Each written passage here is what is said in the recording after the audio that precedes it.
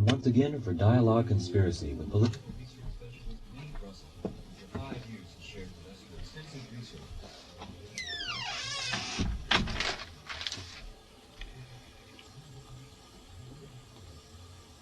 Allegedly maintains by force its control of the legislative, executive, and judicial processes in America. And now, Mae Brussell. Good afternoon. This is Mae Brussell in Carmel, California. A nice, wet, sunny day. We've wanted the rain for a long time. This is Mae Brussell. I have to repeat that, but the mixer 2 wasn't on. This is Carmel, California. It's February the 21st, 1977. Dialogue Conspiracy number 257. Last week I talked a little bit about WBAI FM radio station going off in New York City. It's a large radio station. It's described in the New York Times as the most iconoclastic radio station in New York and also in the United States. There's been a dispute between the management and staff. This is part of the Pacifica Network, the chain. They have KPFA in Berkeley, KPFK in Los Angeles, and a station in Houston, Texas. But this is the station that I'm most familiar with because I've been on that station many, many times with Bob Fass and Lindsay Auden and Ted Gandolfo, who's called in, and we've done shows together there. And I've had Dialogue Conspiracy on the air back in New York for a length of time, and the people back there got used to this kind of news broadcast, which they don't get from the other stations.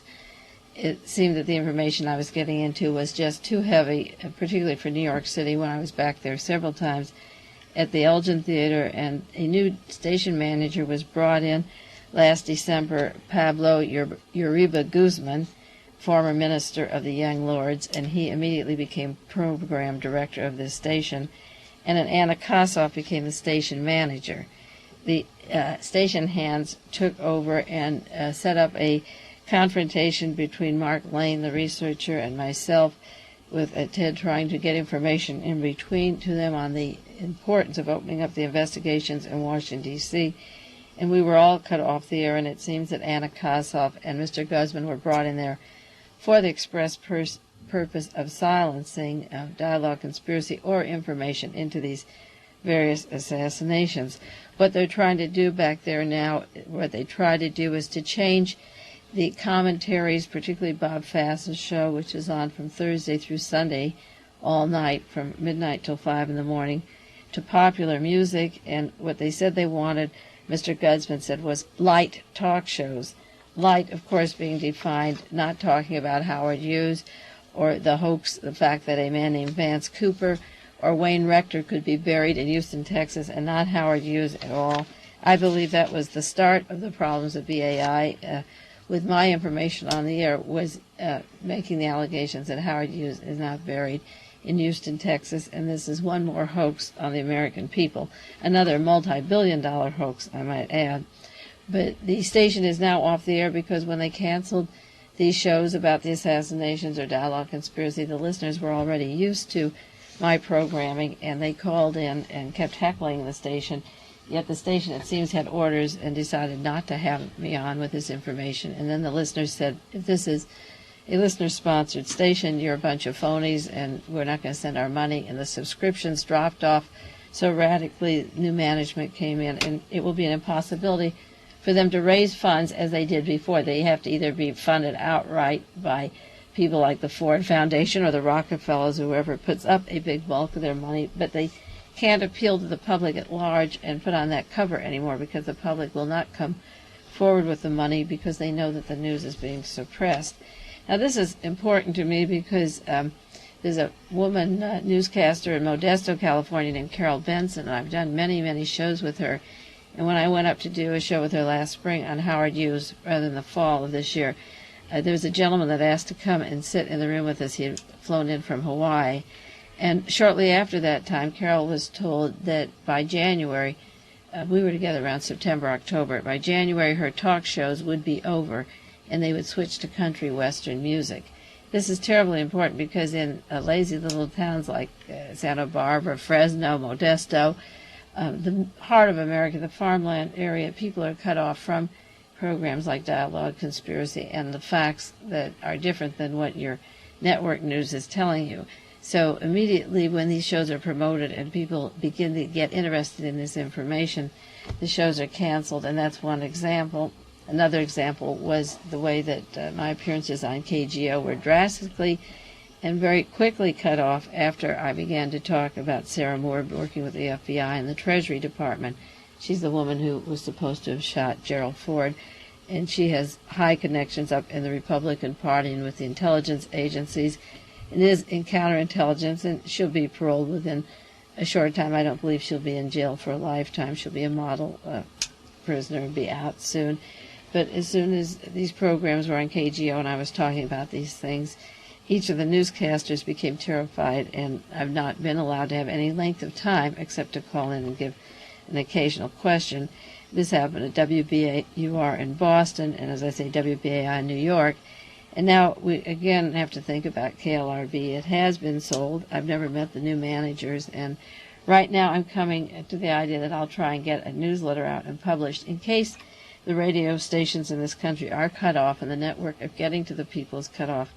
Then the other avenue of communications, if it's possible, is through a probably 10-page newsletter every 2 weeks with a summary of news that I have on KLRB, which I hope will continue, or if it doesn't continue, we'll send it out through a newsletter. But I'm working on that now and trying to see as an alternative means of still getting information to the people. Last week on Dialogue Conspiracy, I talked about the congressional committee that was falling apart. The House of Representatives selected a panel of persons to investigate the killing of the Reverend Martin Luther King and the assassination of President John Kennedy. This should have been the ideal dream of researchers like myself who spent 13 years just on the John Kennedy assassination investigating it. But it's been a nightmare for me to think of the people who want to investigate it and the conflicts going on. The news media has always ignored the evidence of a conspiracy or the hard evidence, and they give you the front page. If the Justice Department said there was no conspiracy to kill Martin Luther King, that gets the front page headlines, but the clause that says the conspiracy can't be ruled out because they don't know where James Earl Ray got the money is at the back of the sentence, and the headlines say no conspiracy. Now that Richard Sprague, the counsel for the committee, has been fighting with Congressman Henry Gonzalez about the committee, the fight makes the front pages, and the infighting makes the news, and the major news media love it. Oliphant had a cartoon this Sunday's paper called Oliphant Looks at Congress. He's got a picture of about 14 congressmen knocking each other over, and one has a chair in his hand, and one has a desk on his head, and one has fallen over another chair, and the picture frame's coming down on somebody's head. And below it says, "Pardon me, is this the offices of the House Assassinations Committee?" And one takes time out to say, "Nice shot." They're poking each other. And in the left it said, "On-the-job training, we call it." So now that they are having this great infighting, the committee makes the news as it sinks deeply into non-existence, literally non-existence. The infighting becomes newsworthy. Right now, as we're doing this show on KLRB, a Dialogue Conspiracy, the men in Washington, Congressman Gonzalez and Richard Sprague and the committee have met on Monday, even though it's a holiday, to decide what to do with the committee. Congressman Gonzalez wants to fire Richard Sprague, the attorney, and Richard Sprague has the support of 11 members of the committee that he should stay on, and it won't be workable either way now, so it should be shelved. And the sabotage of the investigation worked very well. At the time of the Rules Committee hearings, I have the minutes of the Rules Committee hearing in January, just 2 weeks ago, January 25th, 1977, and Ted Gandolfo supplied these to me. He gives me day-to-day information from Washington, exactly what's going on, and he gets special delivery, the minutes of these, because they're not in the congressional record. And at this meeting, January 25th, they talked about Richard Sprague and what to do with him, and Mr. Lott, a member of Congress, said, "Your committee counsel has become one of the issues of whether or not they should continue the investigation. I think you have a real problem here. Many people, particularly the specialized counsel, came to Washington and they don't understand what their role is supposed to be. When people come to Washington, D.C., like Richard Sprague, he said, they suppress what their role is supposed to be. And we don't tell them what the role is until it is too late. I think your counsel, Mr. Sprague, has become a major if not one of the issues of the whole proceedings. It is going to be very difficult for you to proceed with him as your counsel. You have a major issue here, and you should deal with it. Congressman Gonzalez said, I come from bronco-busting territory. We will ride that bronco. Henry Gonzalez is from Texas. Mr. Lott said, make sure you get off the bronco before he throws you. Representative Clausen from California said, Henry, I'm from the Southwest. Once in a while, you find a horse that cannot be broken, even with the best of bronco busters. Henry Gonzalez said, I don't believe in shooting them.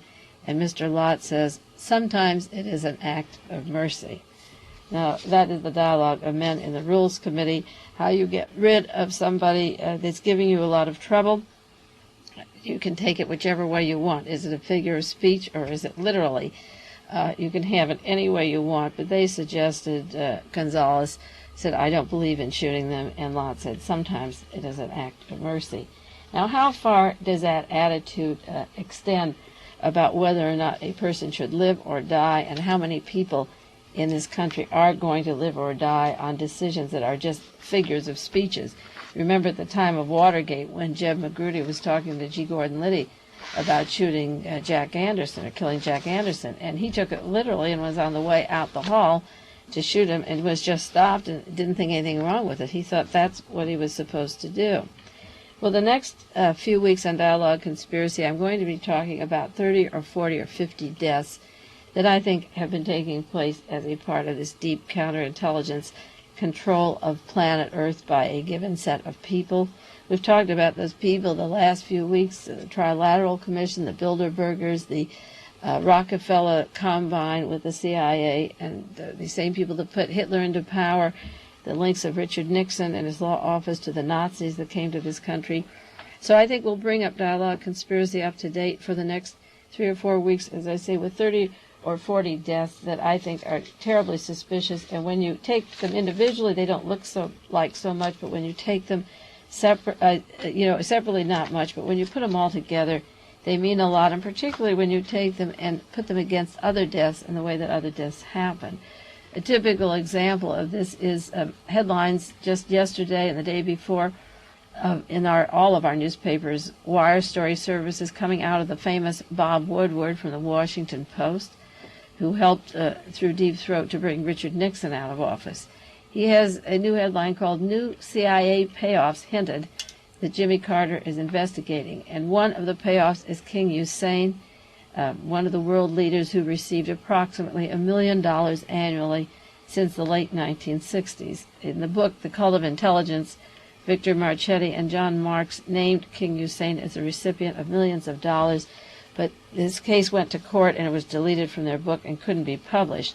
Therefore, many people in Washington knew about King Hussein, and the question is, when do you bring the time bomb and who do you bring it down? Gerald Ford knew about this money and kept it quiet.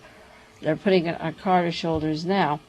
Well, the story's been around for a long time, but it just broke this week, the week of February the 19th, 1977. Just 2 weeks before the story broke, or 11 days before the story broke, the death of Queen Alia of Jordan took place, the queen of King Hussein, the recipient of $1 million a year. She died just days before the story was to break, 11 days before.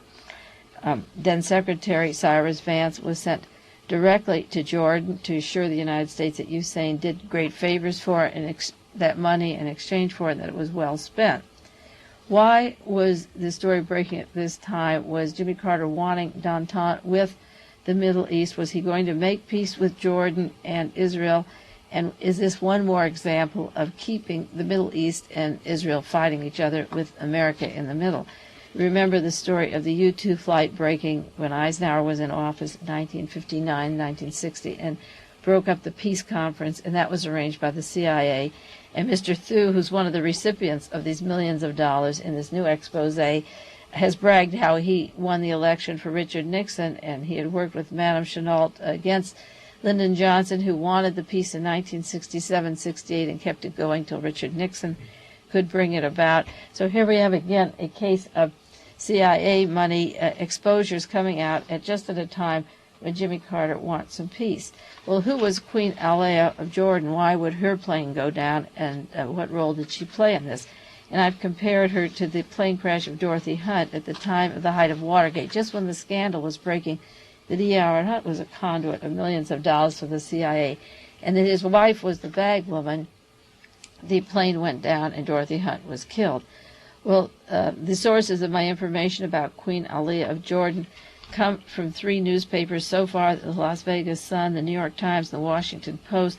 But from these newspapers, this is the profile I get from her. She was the 3rd wife of King Hussein, and she was killed, as I say, February the 9th, 1977, on Wednesday, along with the Jordanian Minister of Health, Mohammed al-Bashir. Tuesday, the day before she was killed, the day before her death, King Hussein met with UN Secretary General Kurt Waldheim on projects for Arab-Israeli peace talks, which now allegedly may be put off or stalled. At the time, just before her death, while she's away visiting a hospital in southern Jordan, the head of the UN Secretary General, is in Jordan with King Hussein. The Washington Post is about to break the story about the CIA money, and Cyrus Vance is expedited immediately to Jordan when the story breaks. And his wife, Alia, was sent to a hospital to inspect the hospital. This queen came from a distinguished Palestinian family from the West Bank. She is useful to King Jordan, the King of Jordan. It's explained because her home is now under Israeli occupation, so you can imagine how favorable she would be to a peace conference with Israel. She graduated from the Hunter College in New York City. She studied political science and psychology. She worked for the Royal Jordanian Airlines as a public relations hostess. And I think at the time of Watergate and the Louis Tackwood allegations and the Howard Hughes escapades of public relations, 9 times out of 10 was a cover specifically for CIA activities. So when Hussein was married to another woman, she was working as a public relations hostess at Jordanian Airlines. And there she was called the Westernized Queen. Her marriage to Hussein was interpreted, this is from the New York Times, as a political move by King Hussein because of her influence among the West Bank Palestinians. Some who knew the couple said their marriage was as much a love match as a marriage of convenience, but both articles that I read on this particular marriage called it a political move and a marriage of convenience. Now, if political moves and conveniences can be made, they can be broken too at the same time. And she obviously had to be a source of contacts through her firms and through her constant traveling and escapades for this CIA money going to King Hussein. He openly courted her while he was still married to his second wife, and had decided that he would take this woman as his third wife, and the second marriage was dissolved. She was born in Egypt. She had lived in Turkey, England, United States, and Italy. She also worked as a typist, which is an interesting job, in the American Express travel section of New York, as well as in the public relations of the airlines. These are interesting occupations for a political move, what is called a political move by the king, to take a typist from the American Express and a secretary from a public relations firm for an airlines. With her international background, her public relations work, and millions of dollars coming to King Hussein from the CIA, it could be easy to guess that Queen Alia was possibly the bag woman for the intelligence operations in the Middle East. You remember the Sirhan family, the famous Sirhan family that was brought over here from Jordan and Palestine to Pasadena. I've done shows on KLRB about their coming to this country and wrote an article for Midnight Magazine on the links to Richard Nixon's law office in Whittier to the Sirhan family. And when they were arrested in this country, when Sirhan was arrested on charges of killing Robert Kennedy, their family was non-existent in the Jordanian embassy. They were brought in by the Greek Orthodox Church, which is the CIA conduit. And recently we have a new book on the law office of Richard Nixon being used for a Nazi front and for the Odessa, a gentleman that worked internationally with the Odessa, who came here from Romania, Mr. Malaksa. So this plane goes down, and as I say, is at the height of a scandal, of a CIA scandal, just like Dorothy Hunt's plane went down at the height of the Watergate scandal. And I believe that you could say that she would be a casualty of this particular moment.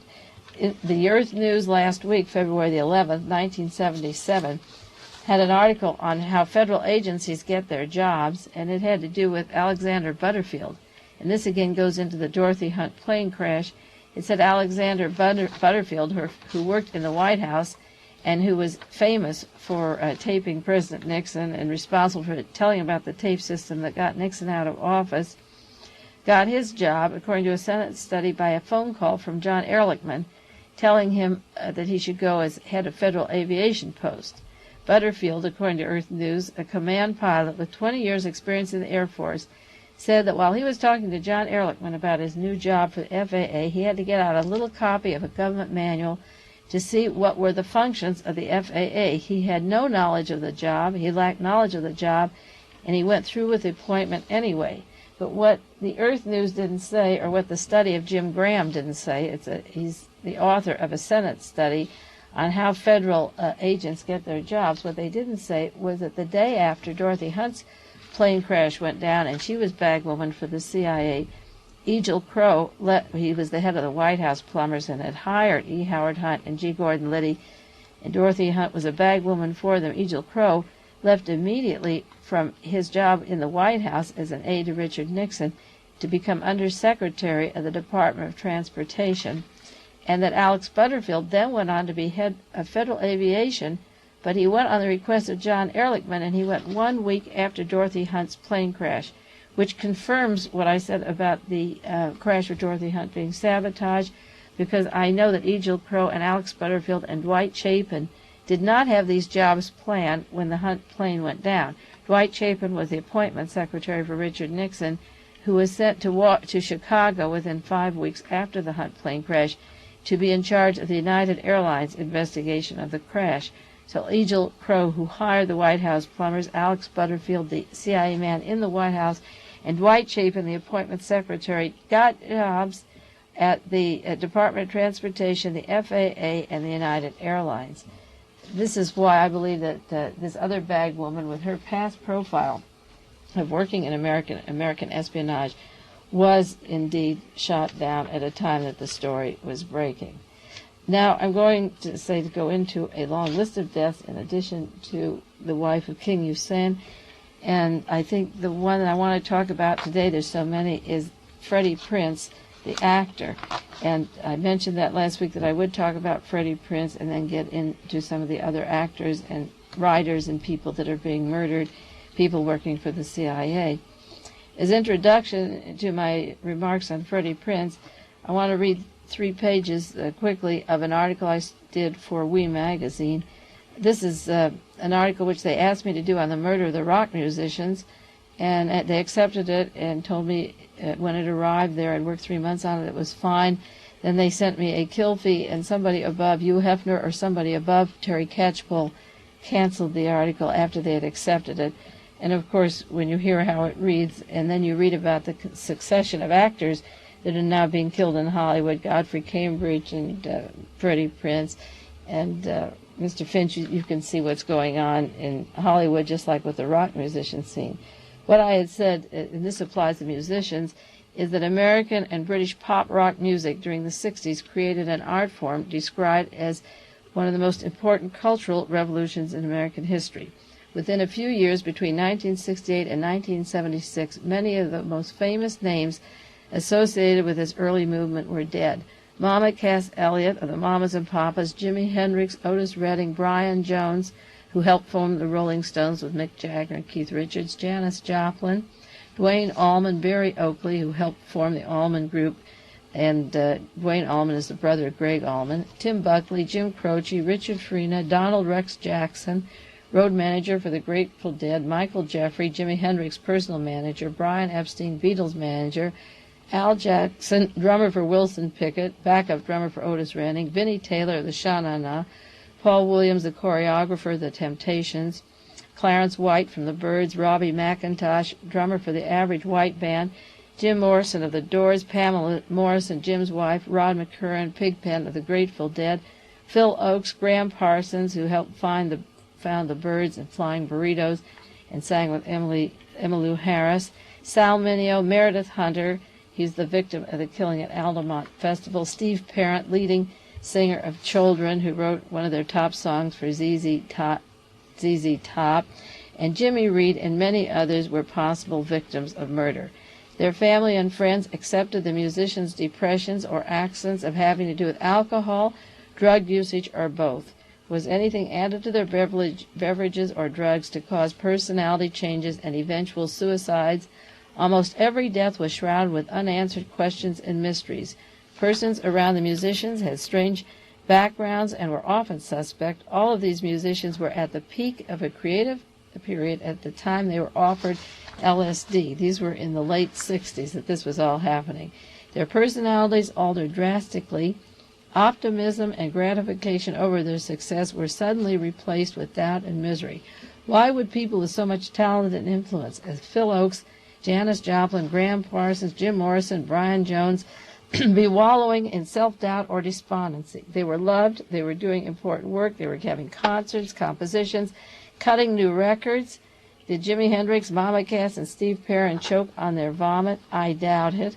When Phil Oakes was traveling in Africa, some gentlemen grabbed up behind him and cut his throat. That affected his vocal cords and his singing.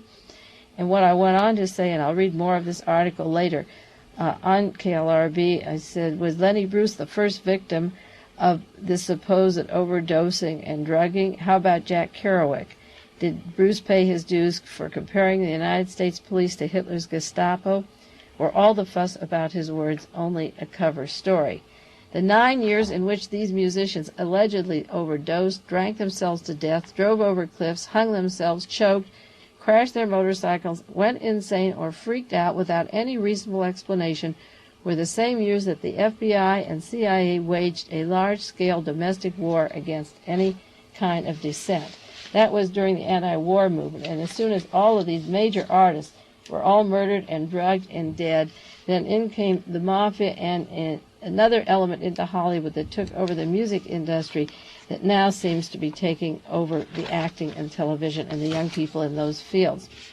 Freddie Prinze was at the height of his career. He was making millions of dollars in contracts. The cover stories of his death were ridiculous, that he was obsessed with death, that he obsessed with the JFK murder, that he made too much money too soon. He actually was a political person in every sense of the word, just like the rock musicians that I just read off. First of all, he was an active Democrat. He didn't just go to the poll and vote, say, for Jimmy Carter. He was at the Kennedy Gala the night before the inauguration. He was invited to the White House, one of the entertainers that had worked for Jimmy Carter. He represented a minority that's never heard of on major TV network, the Chicano, Puerto Rican, Latin type.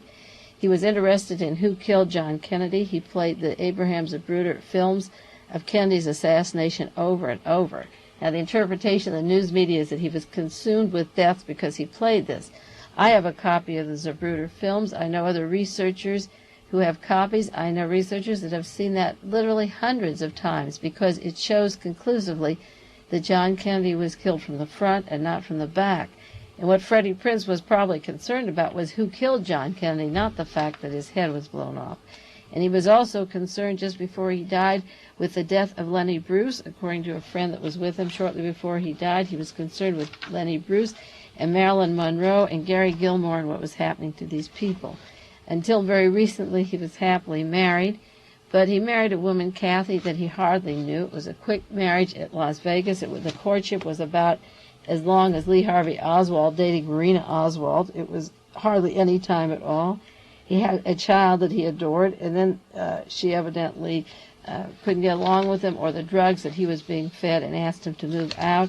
And the cause for his suicide, one of the causes is supposed to be the fact that she was strict on the visiting hours or said he wasn't supporting her. The cause for killing John Kennedy was supposed to be that Oswald didn't see his wife the weekend before and came home and got a gun. The cover story is always those things, but his interest in these what are political murders like Lenny Bruce and Marilyn Monroe, or who killed John Kennedy, or supporting Jimmy Carter, or being active in the Chicano community and being a hero to these people and having made it, is a very good reason for knocking him out and killing him before he succeeds too far. He went to a psychiatrist named Dr. William Kroger, Kroger, who works with the Los Angeles Police Department. He's skilled at hypnosis. He had hypnotized Freddie Prinze the night before he killed himself.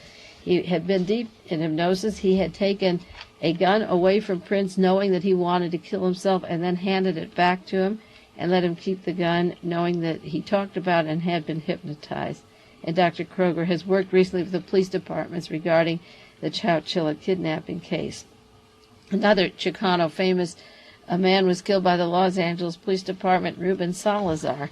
He was killed in an inn by Sheriff Peter Pitch's men during a May Day moratorium. He was inside of a bar, and they shot through and killed him and didn't call the ambulance until he was dead. He was a newspaper man, much loved by the community, a Vietnam veteran, and probably the most famous spokesman for these people in public life outside of Freddie Prinze, and the same people that had killed the Ruben Salazar were working with this Dr. William Kruger, the psychiatrist who had hypnotized Freddie Prinze.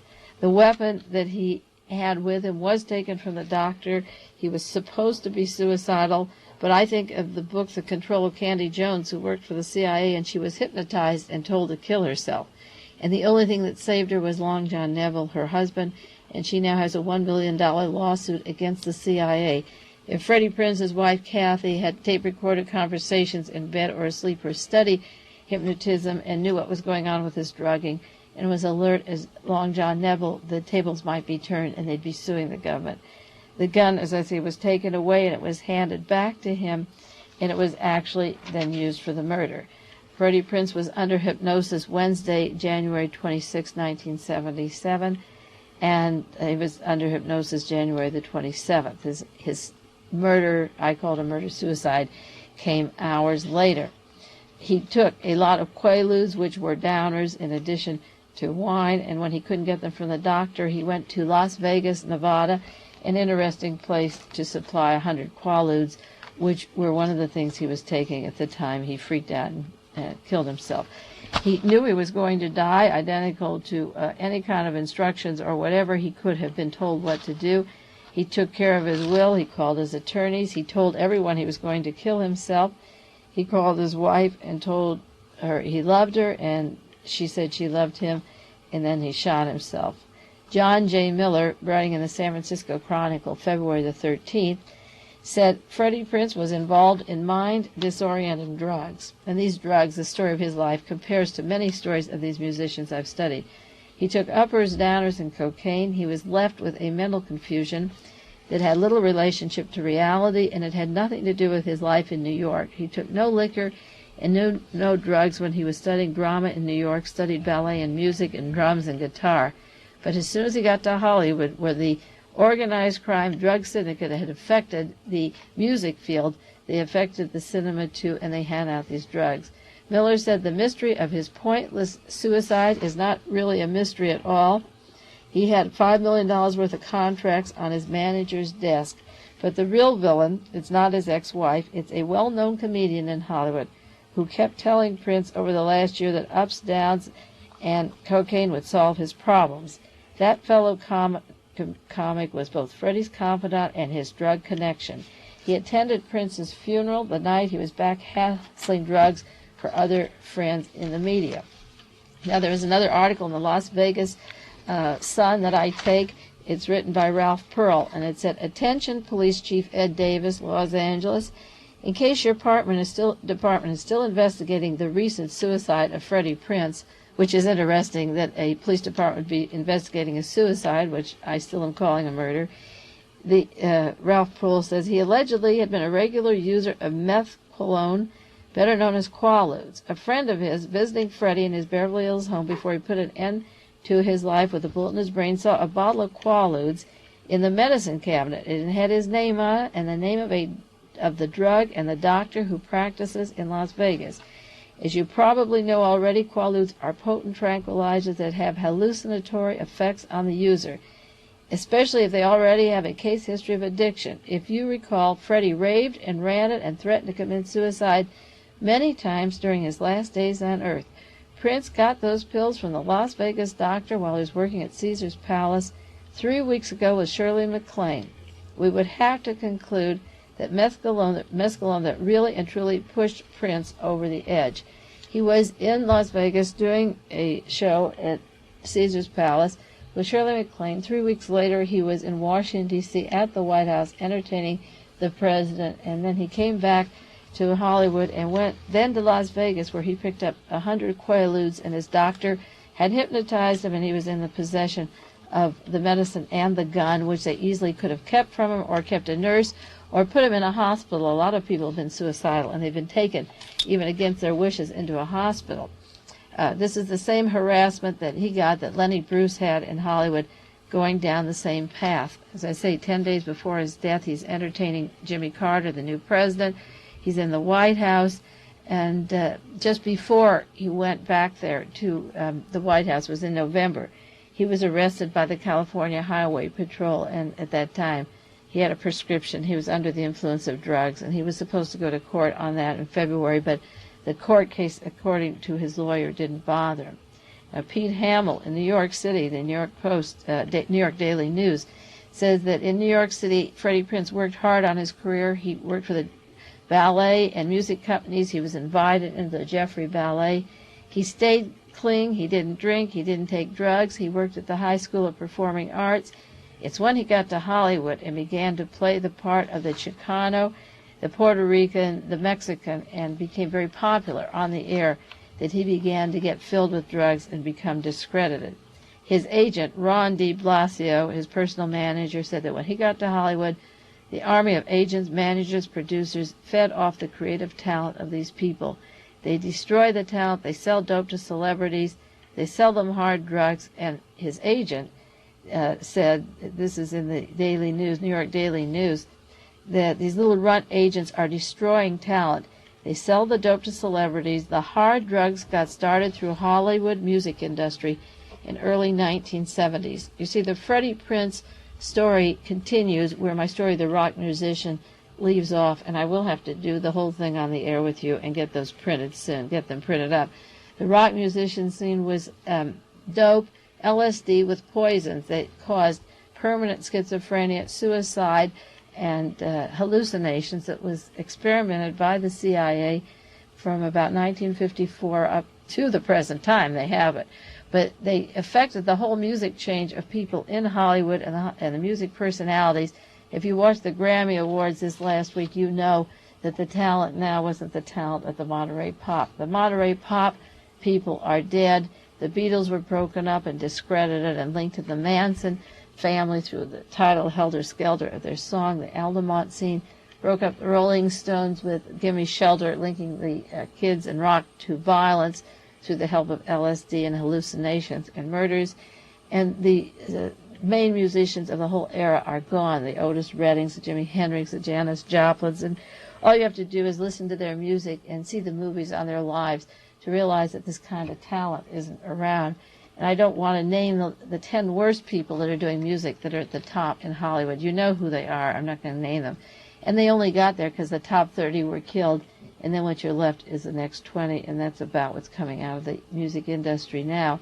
And it's interesting that the agent, Freddie Prinze, makes a comparison and names the dates exactly how the Hollywood music industry in the early 70s, as I say, the Manson violence took place in 69 with the attempts to link it to the Beatles, and the Altamont was in 69, and then in 70 came in the other drugs, not the LSD that they had used on the hippies, but the cocaine and the LSD plus the poisons, but marijuana with cocaine or heroin, cocaine with strychnine in it, and hallucinations caused by other drugs, and now the young talent in Hollywood are affected with it. They could be affected through hypnosis and drugs and collusion of the police department. There's a woman, Suzanne Martin, that met Prince 3 weeks before his death, and he told her he wouldn't live till he was past 30. And a man like this, should be locked up. I know people who've been suicidal, and their family protected them and got nurses or put them in hospitals and got treatment. And he was telling everyone this, and they all knew he had a gun. He told Suzanne Martin that about Marilyn Monroe and Lenny Bruce, and talked about Gary Gilmore himself. 3 weeks before the inauguration, he was doing very well at Caesar's Palace, and in Washington he was doing very well. But she said that he wanted her to go to Vegas to pick up Quaaludes, and that she wouldn't go with him. She said, Suzanne Martin said she refused to go because she knew the Quaaludes would kill him. And this is what Ralph Pearl writes in the Las Vegas Fund, that he went up to Vegas to get his murder, and that the murder is on the name of the bottle and the name of the doctor, and also I think the doctor in Hollywood should be charged for this. But this woman, once in a while there are some decent people, but she should have yelled a little louder. She said she refused to go with him because the Quaaludes would kill him, and she didn't go with him, and he came back with 100 Quaaludes. And last time she saw him, he was holding a gun, and that he had pointed it at her and was playing games, and she said, put it down, and he said, the safety pin is on. And when they looked at it, the safety pin wasn't on. And she said, I told Dr. Kroger about the gun, and I begged him to take it away from Freddie Prinze, and he did. And by Thursday night, Freddie Prinze had the gun back again by Dr. Kroger. Dr. Kroger said he'd come in the morning and take the gun away. He came to see Freddie, he left, and Freddie Prinze still had his gun. This is Pete Hamill writing in the New York Daily News. Freddie Prinze's last days were spent talking about death under hypnosis, filled with Quaaludes. He had all that he wanted, and everyone around him knew it. And there were suicide notes. Now, one suicide note in the apartment was written, the note that he left with 2 different pens. This was in the night news service.